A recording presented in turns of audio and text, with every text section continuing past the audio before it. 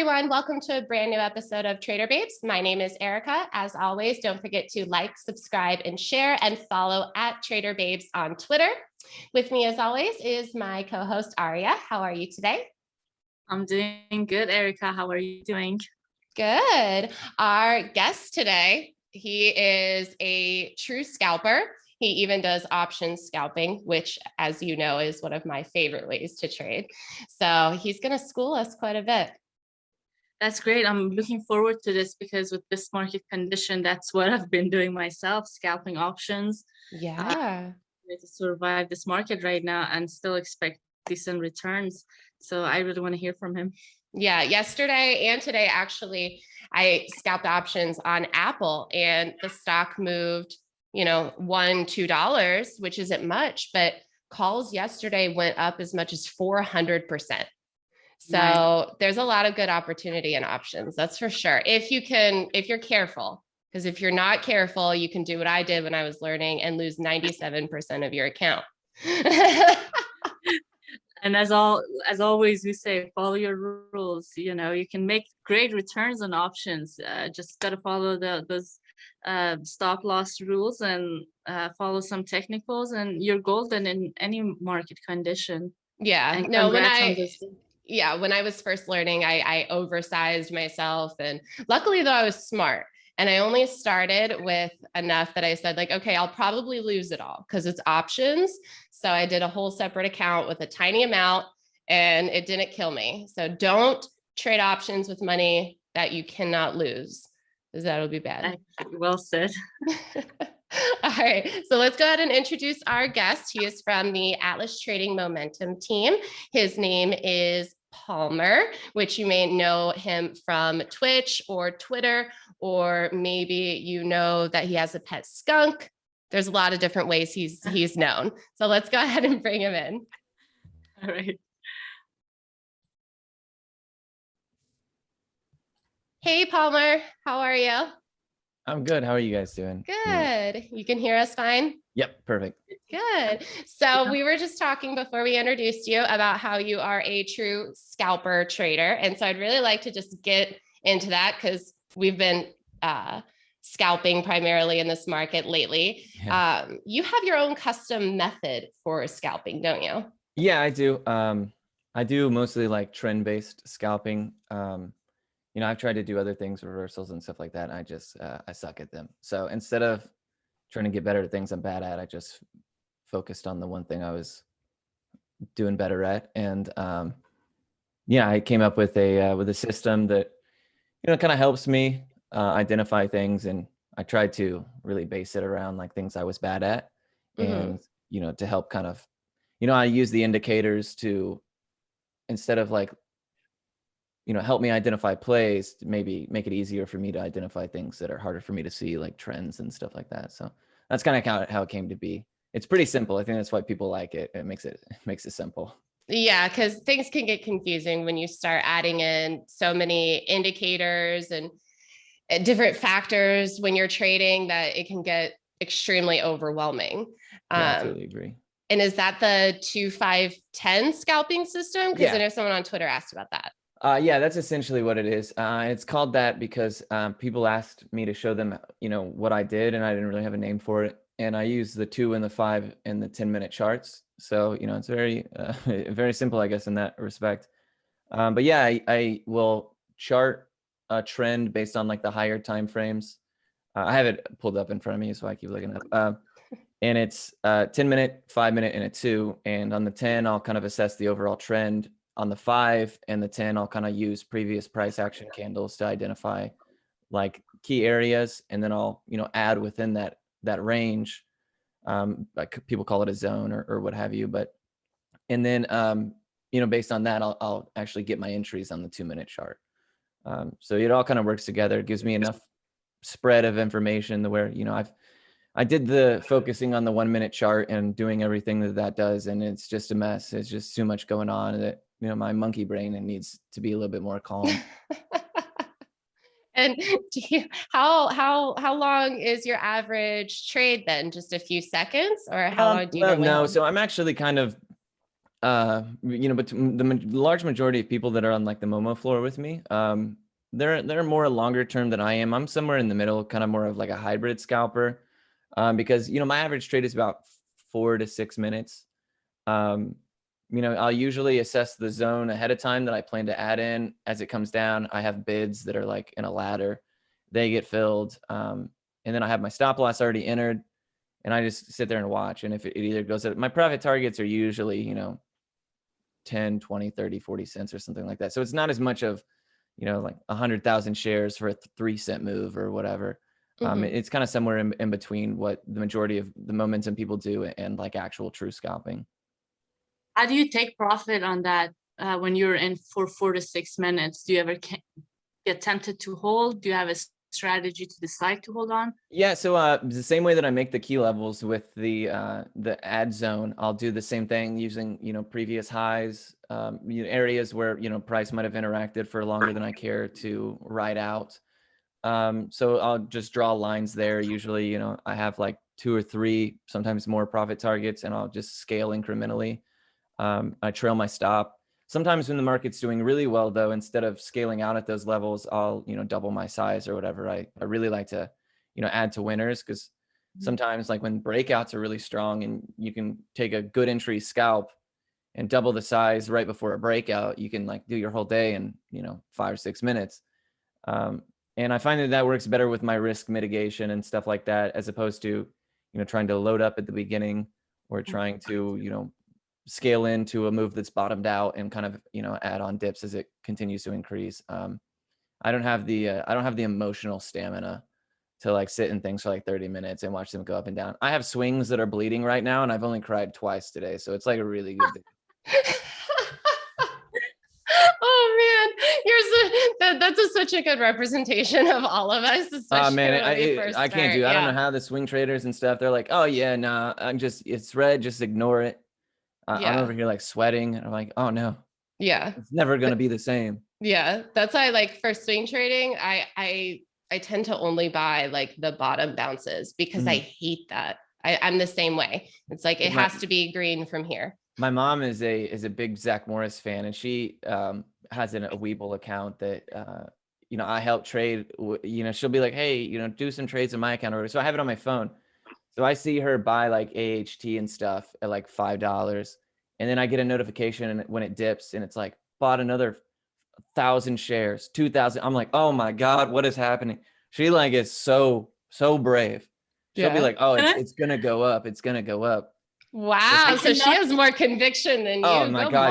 Mom. Yeah. She does not care. She's size is huge. We started the day last week, because I kept getting the notifications on my phone and on my computer as I was doing my stuff. And it was like, we started with 500 shares. By the end of the day, we were at like 6,500 or something. And I was like, holy crap. And then it went green the next day, and she sold them all. And I was like, good for you, I guess. So I can't do it. I tell you, sometimes my mom is better trader than I am.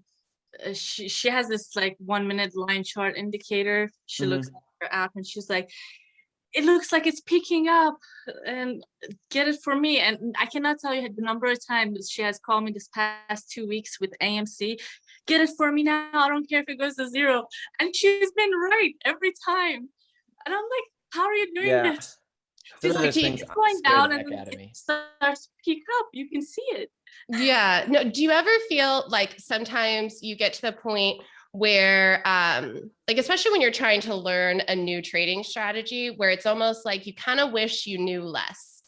Because then you would have YOLO'd your entire account into GME. Sometimes I think that there's like a beautiful simplicity, and that's probably why like people do so well at the beginning, right? They don't have, when I started, I did really well. And I was like, this is easy. I'm quitting my job. I'm buying a Ferrari. Like I'm so good at this, because I, bought during COVID when everything was at its bottom. And, part of like, everybody's always like, yeah, I did well at first, and then I sucked, beginner's luck or whatever. And I think that part of that might be the simplicity of like, I'm just going to buy it here and see what happens. Whereas now I go through like a mental checklist. I'm doing like, calculus in my head, and I'm like, okay, this is a good, and by the time I figure it out, I'm like, nah, not worth it. Yeah. How long have you been trading, day trading for? Since COVID, so about April of last year, I would say. Before that, did you have exposure to the markets? No, not at all. Okay. Not really. I actually watched a YouTube video. It was weird. Like these people's like they were millionaires and they would be asked a question and then they would stand on like strong disagree up to strong agree and they would stand how they agreed with the statement. And this one guy, they were like, all right, what do you do for a living? He's like, I'm a day trader. And I was like, what the hell is that?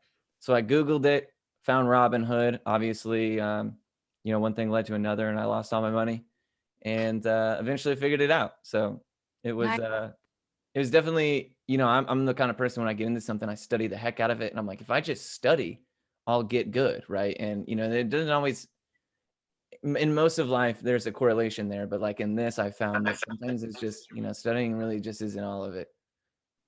It's a Yeah, but big, it's a big mental part of game. it. Yeah. Nothing prepares you. You can read all the books in the world, but it doesn't prepare you for watching BBIG be read today. How did you, so if you started trading just stocks, and when did you get into options? Yeah, just stocks. So I started trading just the equities, and then I abandoned Webull. I abandoned Robinhood, moved to Webull, enjoyed, started to learn charts and all that stuff, and moved. So over the course of about 4 or 5 months, I would say I was just trading that on my phone. I got into Atlas because I listened to like the first episode of Pennies Going in Raw or something. And I was like, I need to find out where this Discord is. Happened in there. Scalping was something that I had researched, so it made a little bit more sense to me. So I joined the scalp room. And then about September or October, I started trading for I sucked for a lot up until that point. I started to get better. I applied to trade for a firm and went through their process, and they were big on options. So I started to look into it more and more. I would start with like a $50 option account and trade small sizes or whatever. And Unusual Whales on Twitter, who's a good friend of mine, I would follow a lot of his stuff. And I figured out how to weed out things. And eventually I would go from like $50 to $1,000, and then I'd cash it out and start over. And I did that for a few months until, my 2-5-10 thing I use for equities now, I started to incorporate that for scalping options as well. And, sometimes that helps a lot especially on like a cash account, because I started like under PDT. And people with a cash account, you can really get it growing really, really fast if you do options, because they settle overnight. Mm-hmm. And the gains are like multiplicative and stuff. You can lose it just as easily, but I started to focus more on my cash account, which is where I chose to go the options route, because it was more, reward bang for your buck situation. And now I do a little bit of half and half throughout the day mostly.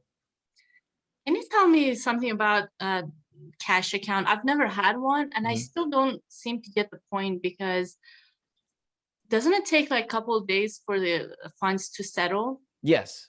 Yeah. I hate them. I hate them so much. They're such a pain. But obviously with margin, if you're under PDT, you have 3-day trades within a 5-day period. Or, once you use one, you have 5 days till you get it back. And with a cash account, you're not subject to PDT. The issue is, especially with equities, you're waiting the trade date plus 2 days before those funds settle. So let's say you have 10 grand and you trade with 5 grand of it. Well, like if I buy 5 grand of a stock and then I sell it on a margin account, I get that 5 grand credited back, right? So I never am out of that money. Whereas a cash account, like once you've used it up for the day, you got to wait to get it back. Oh, okay. So, but sucks. you're able to make like 10 trades with your $10,000 that day. Yeah. Oh, okay. That's kind of cool. But with options, nice, it settles overnight, which is nice. Exactly. And the options, instead of being 2 days, they settle the next morning. You have all your money back. No way. Yeah. So on top of Okay. options, because like for $400 for an options contract can sometimes get you, $50 back. Whereas $400 worth of shares is, you might make $10. So I honestly thought it was that, if you're spending 5,000 on one trade, then you cannot use your entire, for instance, 10,000 on your next trade. You have to wait, and it didn't make much sense to me. So you can make 10 trades and still hold it. Well, as long as like you have, so if you do like 10 $1,000 trades until you've depleted your settled cash to zero, and then you have to wait 2 days to get that $10,000 back and have the ability to trade with it again. But instead of waiting 2 days, the options are the next morning you're good to go, which is why they're much more lucrative. But obviously, telling new people with a cash account, just do options is, like terrible advice. No, that's true. But, I mean, it has its ups and downs. It also, that restriction can kind of help people when they're first starting not to oversize themselves. I mean, there's a lot of pros and cons versus margin and cash. But yeah, my options account is a cash account. So I didn't think Webull let you trade options on margin. Yeah, thankfully they do. That's Oh, what I they use do? now. Mm-hmm. And the cash is almost easier though, because it makes me stop at some point. Like I run out of money. There you go. Like, all right, I'm done for the day. Yeah. Sometimes that's the best thing that can happen to me. And when you're trading options versus obviously scalping, in Atlas Momo room, you're usually doing the penny stocks. Are there particular types of stocks that you prefer to trade options on? Not particularly. Generally, my favorite. I mean, not all small caps even have options. But it's usually a little easier to get those rapid returns based on something going 100% or what have you. But I actually, when I traded for my firm, so that was October to February. And I still do it now, but I didn't start getting back into Atlas and small caps until about February of this year. I took a break for a while and did large caps only, and I got familiar with options there. So then when I moved into the small caps, I had a bit better grasp of them. But generally right now, I mean, and even just, options or shares or what have you, I prefer things that are like, $5 to $30. I mean, I'll trade mid caps and large caps too. I'm not really as specific as I know that they're very low float, small cap specific, and I don't mind as much. So what would you say is the difference between large cap option scalping versus small cap? What do you have to watch out for? They're more expensive, and that's for sure. Well, besides that, like, they all have like a certain personality to them, even within large caps. Well, I would say that large caps as a whole respect technical analysis a lot better, which is something I really liked about them. I was doing almost exclusively the electric vehicle sector, so a lot of Tesla and NIO and Blink and stuff like that. And you can size less heavy, even though it costs a lot more. So sometimes it's your whole account to buy 100 shares of Tesla or whatever. And but you can still see like significant returns. And I tend to find that they respect the technicals a lot better. So when I'm looking at, it's bouncing off VWAP, there's a little bit more conviction than, a penny stock that's got a 2 million float, and, Zach Morris can push it up if he wanted to by himself. Yeah. I mean, large caps can't just be manipulated by anyone exactly with a large account. Yeah. There's people at my firm that literally have enough money to push do a whole rotation of small cap float sometimes. And, that makes, sometimes technicals kind of get thrown to the wind, especially like at the open when there's enough volume and it just goes all over the place.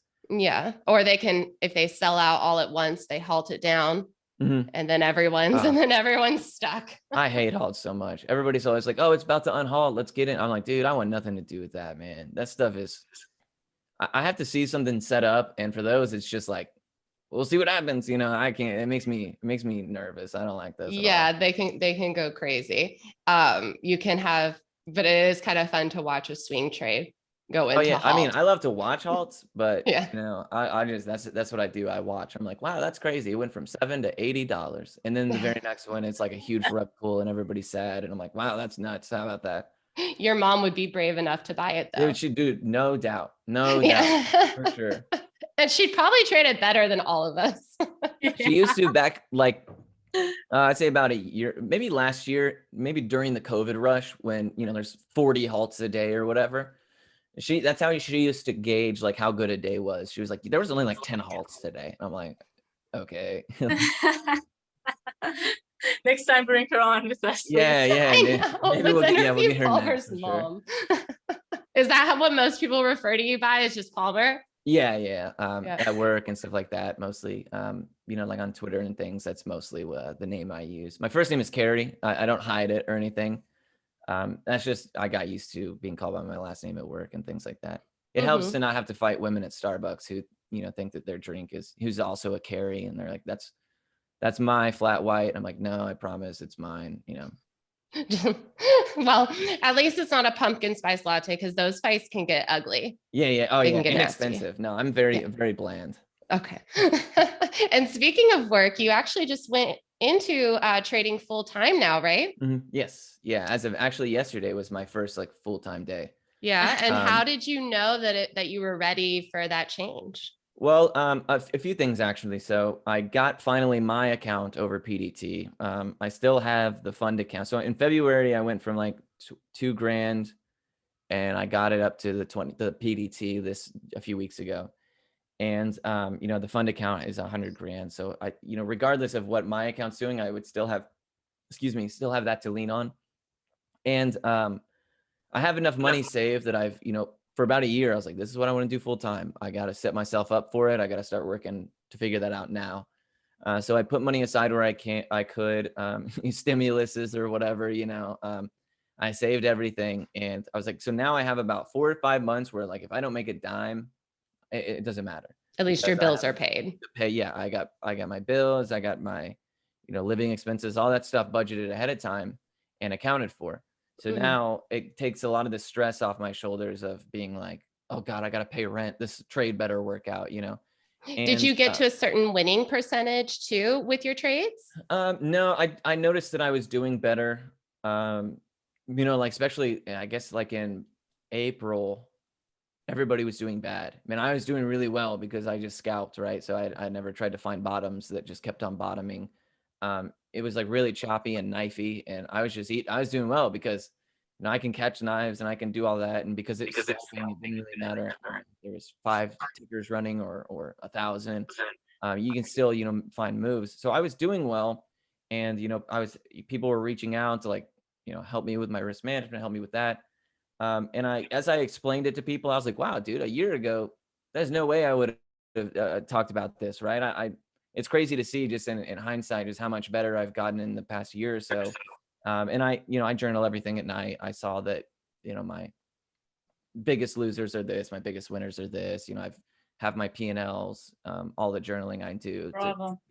so That's it gave me a little great. bit more confidence. Oh yeah, I'm a journal freak, dude. I'm super well Wow, that's organized. it. Well, Yeah. isn't that sometimes what makes the difference between someone who's successful and unsuccessful is their willingness to stay disciplined and to, stick with the methods that work and actually go back and find problems that are happening and fix it. Yeah. And want to fix it themselves too. Yeah, I totally agree. I mean, when I first started, I did the like scouring YouTube for any kind of strategy that exists. Use this indicator. I had like MACD and Bollinger Bands and RSIs and everything all over the place. And if it didn't work for like a couple of days, I was like, this is obviously trash. Like I'm not using it right. And eventually, I got into. I think that helped a lot though, as I was like, I'm going to develop my own thing that works for me. Over the month or 2 weeks or whatever of putting that together, I got to see like, okay, this is the expected win rate, this is where it does the best, these are the things that it's weak against. And I was able to, as I was putting it together, kind of get that experience with it and the confidence in it, because now I'll chart zones that are like huge drops and people are like, how do you have the confidence to take that? I'm like, well, I don't know, man. I mean, just over time you get more and more confident once you get used to it. And I have that luxury of having that time with, trying this out, whereas somebody who might watch the YouTube video or whatever, might not have the same conviction. Mm-hmm. And for anyone else who's starting with a small account under PDT, because I know you said you grew yours very, very fast. Did you do that mostly through small cap trading, or what kind of like advice would you give to them wanting to grow that small account? So I did about half of it through small caps, just shares, equities, commons. And I actually did that. So I used an offshore brokerage, which, gives you leverage, gives you margin, all that stuff. And you're not subject to PDT.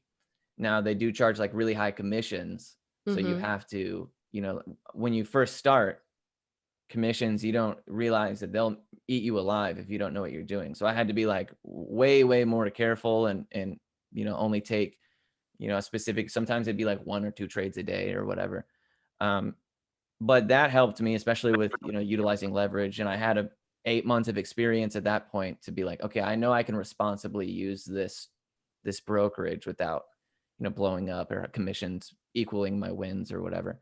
And I got it to about 16K at that point, and I pulled it out and moved it to Webull, and I was like, I can do the rest of the way cash with options. I don't want to have to deal with commissions anymore. I do like whenever I enter a trade, I do like multiple bids. So it's like, let's say like 100 shares, 200 shares, 300 shares, 500 shares or whatever, to kind of lower my average as it dips. And when you're paying $250 a buy and a sell or whatever, and you're doing that, sometimes it's like $15 in commissions just to get in and out of the trade. And you're more liable to be like, no, I have to hold this longer because it needs to be worth it. And so I was tired of that. I moved to Webull. I mostly scalped the options, the exact same way I did the equities. Just if options were available, I took those, and that I got the rest of the way doing that. Now, as far as like recommending it to new, I would definitely recommend. I know everybody says it. I don't really like paper trading. If anything, do a Webull cash account, buy but up to 5 shares max or something. Really simple, really low risk, just to get yourself familiarized with it, because paper trading is not going to teach you the how it feels. You know what I mean? Yeah, the emotion is totally different when it's your own money. And I think sometimes that's even more important than like, you can do the technical analysis, but if you're sitting in the trade and like you're cutting your winners and you're letting your losers go nuts because it feels bad or whatever, then it's not gonna help you the same way. So I would do a cash account. I wouldn't do an offshore brokerage. That stuff is rough. And I hate being that person because cash accounts do take forever. You're dealing with limitations as far as capital and things like that. But what's worse is blowing up the account. Exactly. Yeah. That feels worse than waiting. And just like I said, sometimes the best thing for like somebody who's new and frustrated is to like run out of money. You get forced into being patient. Yeah, and it's like, sorry, you're done. And you're like, no, man. If you're angry about it, that means it's time to stop. Yeah. That's a good indicator. The second your emotions come in, you're done for the day. And it was important that you said, you made sure all your, you were okay on rents, and that you didn't have to make sure a trade has to work for you. That's so important for new traders to know. All of these external things can affect you. I understand we all want money and better life, but those little things, like having to pay rent and wanting to hit home run because somebody you see on Twitter is driving that pressure car. Yeah, no, it can be nuts, and it really, especially when you're new. And that's why I say about Atlas as well. As much as it is like I love it, and it's a great community of people who are trying to help each other. I mean, it's got its fair share of naysayers and Twitter haters or whatever, but at its core, it's like a large group of people who are just kind of like a social environment. But at the same time, for a new person, if you don't know how to utilize that information, it can actually work against you to a degree, where you see, the people in Momo Floor who are calling out what might be good plays or good things to look at, and you're, chasing calls and getting burned and not really mitigating risk or identifying entries and stuff like that. And that's a problem with all these social platforms, is people blindly following, not knowing why they're entering, where they're selling, having no plan going into it. There's a lot of people who, even on your guys' show have said before that, like I started taking people's calls and then I figured out how to take my own calls or whatever. Yeah. And I think that that's a pretty natural, like a movement from somebody who's getting introduced to somebody who wants to, really get better at it. Because I mean, you don't really learn anything, which is one thing, but at the same time, it can actually hurt you because the information you don't know how to process it. You don't know how to identify it. And I think that can be a big thing because, people, especially if you do well at the beginning, you're like, I'm quitting my job. I'm gonna stay at home and trade because I'm a stock market wizard. It turns out my Robinhood is up 100%. I YOLO'd all my money on Dogecoin and it worked out, and like, I've got it figured out. Right. And, I was that way at once too. And it took like getting my butt whooped for a good period of months and losing what money I had at the time to be like, all right, Yeah. And the I'm market will actually, humble you. yeah, It yeah. doesn't care who you are. It's going to humble you, and it's going to do it again. And I think that was necessary almost. Like when Mm-hmm. I blew up my first account, right? It was like $5,000, which at the time was like a lot to me. Mm-hmm. Obviously my account now would hurt a little bit worse, but I blew it up and I was like, oh my God, dude, how did this happen? Because I was like using all my buying power in a single trade and it would go up and I'd make $1,000. And I'm like, dude, this is so easy, whatever. But the first bad day I had was like, it was all gone. And I was like, all right, you know what? I gotta figure it out. So I paper traded, I saved up some money, refunded a cash account, figured that it's frustrating when you go from being like, I just made $1,000 in a trade to being like, I made $8 on this cash account trade, and that's it for the day. Like it sucks. Yeah. But like by the time you start to get it better, you have a new appreciation for like, risk assessments and like, I'm only willing to lose this much because I'm not going back to $8 cash account trades. You know what I mean? So I Mm-hmm. think that was a helpful thing. I'm the kind of person who needs to get smacked really hard to be like, oh, wow, okay, I got to figure this out, Well, and it also says something that instead of like when you got knocked down, instead of like crying about it or quitting or blaming other people, you took it upon yourself to, take a step back, re-strategize, learn, and come back to it, because it's a crappy feeling when Oh yeah, it it all hurts. goes I away. remember I went to work and I was just like all day, just wanted to cry. And I'm like, well, Wait, now what? was this when you were working at Chuck E. Cheese? Yeah, it was. I would just go to Chuck E. Cheese and like Kids. put my head up against a wall. Yeah, and it's just like the worst environment to be in, right? It's just dirty and children are screaming everywhere, and yeah, it's the worst. Oh. Okay. What was your most painful moment working at Chuck E. Cheese? Did a child sneeze in your face? Oh, there's way worse than that. There was one time there was a kid and we had like what was called sky tubes. Now after COVID, they pulled most of them down because they're harder to clean or whatever. But it's essentially like a McDonald's play place, right? The tubes that you'll climb through and slide and everything. And this lady was like, "Oh, my kid came down without his diaper," and I was like, "Great." So we went up there and there's just like poop everywhere, and I'm like, "That's not my job, right? I build games." And I was like, that's not my job. I wrote down the slide and I was like, who gets paid the least? You're gonna have to deal with this, dude, because it is not me, man. Oh no. But See, yeah, but I mean, if that was my kid, I would go up and clean it Yeah. myself. no, you'd be so surprised, dude. People that show up to Chuck E. Cheese like it's Oh, a daycare. wow.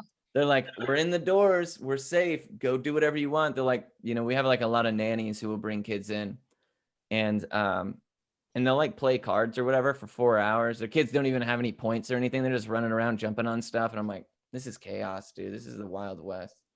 Well, that's much more reasons why you people should wanna get very good at this and try. Exactly. Right. Yeah. I was just Comfortable. gonna say, what's more dangerous? Trading stocks, trading Dogecoin, or working at Chuck E. Cheese? It's hard to say. It depends on the when Which COVID one's is a shittier? factor. When COVID is a factor, Chuck E. Cheese is easily the most dangerous place on earth, right? Yeah, Because that's true. children are dirty. COVID's a fact. Children are so dirty, and dude, it can be a mess. I remember days coming home just so defeated, and I was like, this is the craziest place, man. It is. Yeah. People are always asking me, they're like, dude, how come you don't have emotions when you're scalping? And I'm like, dude, I work at Chuck E. Cheese. I wake up ready to die. You understand? me? Right. Your emotions were killed by a Yeah, I was like, child who I haven't had lost a emotions in diaper. 5 years, dude. Well, that's what they say. Everything you do throughout your life is Yeah, exactly you work what at a you're children's supposed to do. casino long enough, it'll sort you out. Yeah. Well, That's you see, good. once you have them of your own, though, you start to I do. become. I have a 7-year-old actually. Oh, I have a 7-year-old. Do you You have do? a What daughter or a kid? son? I have a daughter, yes. Oh, me Aw. too. And she Nice. loves Chuck E. Cheese. She's always like, let's go. And I'm like, that's the last place I want to be when I don't have to be, right? Is Chuck E. Cheese. But she plays Roblox and watches YouTube and stuff. And I'm like, well, What that's is cool. up with that? That's I all don't they know. I wanna don't get it either. do. I watched it and I was like, you know what? I watch people stream on Twitch. So I guess it's kind of the same thing. So I'm not gonna give you a hard time. But sometimes when it's silent for like 3 hours, I'm like, oh, no, this is something bad is happening in there. I just know it. Yeah. That's how Yeah. it is. No, I had to go through and look, and some of the YouTube stuff, I was like, Oh yeah, it's yikes. Some of it's rough.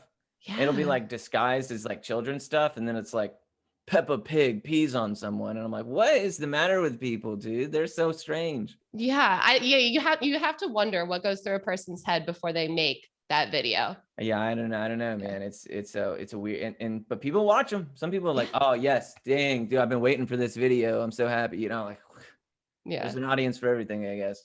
So did being a parent kind of help you like want to have that like extra fund built up? Because I feel like it makes you more afraid in a lot of ways. Like you can't afford to just lose everything because it's so much harder to start over. So did that kind of like help you like prepare you to be more responsible and more like better at managing your risk at all? Yeah, so I would definitely like I had the kid, my daughter way early. I was like 21 or 20. I was like she was born a week before my 21st birthday. Right. And it wasn't necessarily a planned ordeal or anything. Love her to death, always have, but it was that day was like a big, like, you're going to have to figure out your responsibilities right this moment. And you're going to have to continue to do so. And, I was 20 years old or whatever. I definitely did not have the responsibility element that I needed. But yeah, over time, I would say that it definitely did. Now, I think that my priorities are definitely a lot different than they would be without, my daughter. And I would probably be a lot more likely to be like, I don't need money saved up. We're just gonna gamble on this. We're But gonna yeah, YOLO. I was very particular about like, this much for this. I budgeted like all kinds of things with extra room for expenses or car, whatever. So I made sure that it was all squared away, especially Oh, because she was money management my mom would see in me trade trading. on Webull and she's like, "Are you not at work?" And I'm like, "Mind your own business, woman. Dang. Don't you got some AHT to average down on? Geez, man." Okay. Did you or your mom buy AMC or GME or both? So I actually, when Wall Street Bets, I like Reddit. So I was familiar with Wall Street Bets before the first GameStop thing went crazy, right? Mm-hmm. And it went ballistic the first day, which in that day was like 15 to 50, right? That was the holy crap, this is nuts. Yeah. Obviously, it was very small in comparison to what would eventually take place. But I saw on there that they were like, AMC's next. So I messaged my mom because I was too scared. And I was like, yo, AMC's supposed to pop off tomorrow. And she was like, really? All right. So she bought like 2,000 shares and it went from like $8 to like $28. And she was like, all right, you've paid off some of your childhood expenses or whatever. And I was like, amazing, I guess. And that's probably still to this day like the biggest trade she's ever made. And I was like, damn, dude, Wow. I should have done that. Yeah. But I and even still, like when I see AMC and GameStop and stuff go crazy, I hate it. Like I don't, because there's a point where you just can't figure out. It makes no sense, and it becomes more gambly, and that drives me crazy. Mm-hmm. Especially the Yeah, days I like feel like today. they get to their points, but I honestly I traded both of them, but I also had them like before they ran like Mhm. crazy. And so then I would, because I had them already at Swing Trades, because I think I bought GameStop at like $19 the first Yeah. time. And AMC was 232. So like you have your swing position, and then you can like scalp it off of that because you're already watching what it's doing anyway. Yeah. So yeah, but I feel like they do kind of come to a certain point where it's just so manipulated that you're like, Yeah, it's nuts. Like even today, AMC, like I hate when it runs because I feel like when those have all the focus, it's like everything else is just crap for the whole day. mm-hmm, And Bitcoin, like days when like Doge goes ballistic and it was like all anybody talked about for like the past couple of months, I felt like small caps were like suffering as a result because more retail money will go into Mm. these, coins or whatever than over here. And the days like today, it's like there's not a whole lot of things that are doing well. And it's because like at any given time, I can go look that AMC has like 8 million volume on a single 1 minute candle or whatever. I'm like, okay, awesome.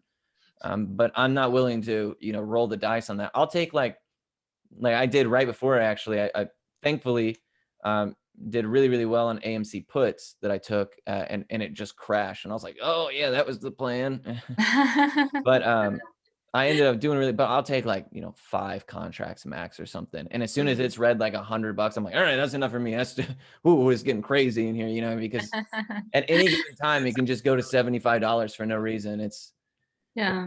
It's surreal. I don't even know. Yeah, you can enter anything in the market, technically speaking, if you're, managing what you're putting Mhm. in, and if you're with trend. Yeah. So that's it. Just make sure you have a very small stop loss and crazy runners like this. Yeah, and Don't you give don't any take, room. small cap size on a AMC or something, you know what I mean? So, Yeah. Yeah. You got to manage your size based on what yeah. you're trading. That's for sure. Especially your stop loss more than Oh anything. yeah, Yeah. I'm a hard stops only kind of person. So, I know my stop loss before I know my profit taking. oh yeah, for sure, for sure. I'm very particular about that. I'll be like, well, I'm stopped out, hard stop. And everybody's like, you can just use mental stops. And I'm like, no, you don't understand. Like, I'm a terrible person when it comes to that, right? I'll be like, no. I've proven to myself that I'm not responsible enough to handle mental stops. So we are. And what I've learned is that I don't even revisit the same stock that kicked my butt, or Mm, it should not ever kick my butt, because like if I'm following my stop loss, which I 90% of the time have a hard stop loss, once in a while I take it off, and I'm like, you know, I don't like that I do that myself.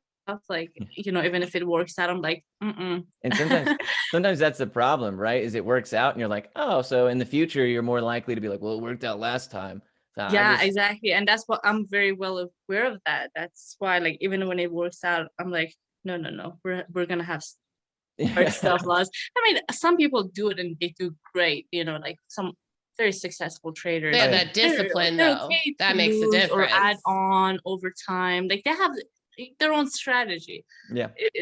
but like, I don't know, for more of a small timer like me, I cannot lose, and I have to make sure I have those habits more than anything. Yeah. I totally agree. Nice. Well, thank you so much for coming on and talking to us. Yeah, it's been a We pleasure. mentioned your Twitch in the beginning, but if you want to drop the link for it, go ahead. Yeah. So twitch.tv/professor with an underscore and Palmer. And that's what I've been in the mornings. So I actually stream video games mostly. But lately I've been doing, since I have so much free time, I've been doing the trading as well, at least in the first half of the day. And it's been great. It's awesome to have people come in and hang out and ask questions and whatnot. It's a good time. That's awesome. Thank you so much. And I hope you enjoy the rest of your day. Yeah, absolutely. Thank you Thank guys so you. much. Stay Bye. successful, funny, and humble. Thank You you. made us laugh. All right, take care. Want more Trader Babes? Subscribe now and connect with us on social media for exclusive content and access you won't find anywhere else. And we'll see you right here on the next unforgettable episode of Trader Babes.